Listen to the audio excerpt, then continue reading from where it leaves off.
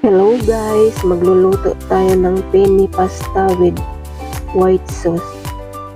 At ito ang ating vlog for today. Una, magpakulo lang tayo ng tubig sa isang kawali or kaldero. Mga 1 litro na tubig ang ilagay ko. Tatakpan at papakuluin.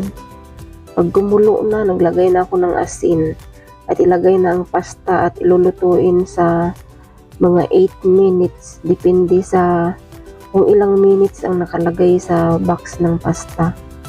Ayan, kumukulo na. Itingnan natin kung malambot na yung pasta. Ayan, pwede na yan. Ilipat na natin sa isang lagyanan or strainer para tanggalin ang tubig. At susunod naman natin ay magpainit lang tayo ng kawali at maglagay ng konting olive oil at maglagay ng mga 1 tablespoon na butter. Kailangan may oil yan para hindi masunog ang butter. At isunod lang ang bawang. Bawang na hiniwa ko ng maliliit. Pangkutsahin lang ang bawang hanggang sa magkulay brown. At susunod naman ang sibuyas. Kulay puti ang gamit ko na sibuyas. Pangkutsahin lang natin hanggang sa maluto ang sibuyas at susunod naman ang hiniwa ko na ham. Pangkutsahin lang ang ham para magkulay brown siya para mas masarap pagka sinasangkot sa ng mabuti. Sa mga hindi pa pala nakapag-subscribe sa ating YouTube channel, please subscribe and click the bell button para maging notify kayo sa ating pang mga video. At isusunod na naman ang mushroom na nasa lata na hiniwa na. Ayan, sangkutsahin lang natin para maluto ang mushroom or mas masarap pag nasangkot sa talaga. At naglagay ako ng paminta at saka isang beef cubes. Mas masarap ang beef cubes kapag pasta ang lulutuin na may mga sauce. Naglagay na ako dyan ng cream of mushroom at saka all-purpose cream.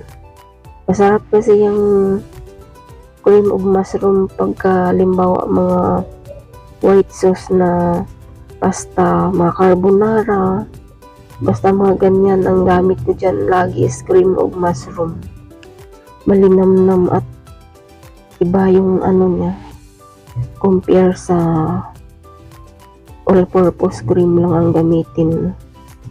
Pwede naman maglagay ng gatas din na fresh milk. At ayan, haluin lang natin para ma-mix ang cream sa mga pampalasa at ating mga sangkap. Susunod naman, maglagay lang ako dyan ng parmesan cheese na ginadgad ko. Fresh yan na parmesan cheese. Haluin lang natin hanggang sa ma-mix ang cheese. Yan ang magpapasarap sa ating pasta. Magiging cheesy. Ayan, palapot na siya. Naglagay ako dyan ng garlic powder para mas mabango ang ating pasta or ma-garlicky. At susunod naman ay naglagay ako dyan ng ayan, sunod ng luto na pasta. Ihalo lang natin hanggang sa makot siya lahat ng sauce. Napakasarap ng pasta nito kahit madali lang lutuin. Simple na ang mga sangkap. Tsaka mahal ito sa mga restaurant.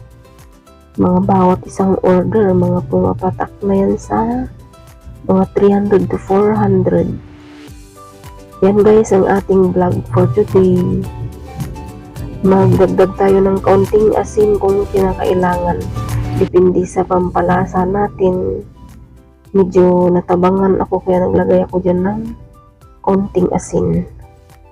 At ayan, haluin lang natin para matunaw ang asin na nilagay ko dyan at titikman na natin. Whole wheat penny pasta ang gamit ko dyan. At susunod ay Maglagay na naman ako dyan ng parmesan cheese para pang toppings. At saka dry parsley na herbs para pampaganda sa presentation. Pag ganyan guys, luto na at ready to serve na. Sa mga hindi pa pala nakapag-subscribe sa ating YouTube channel at saka Facebook, please follow and subscribe and hit the notification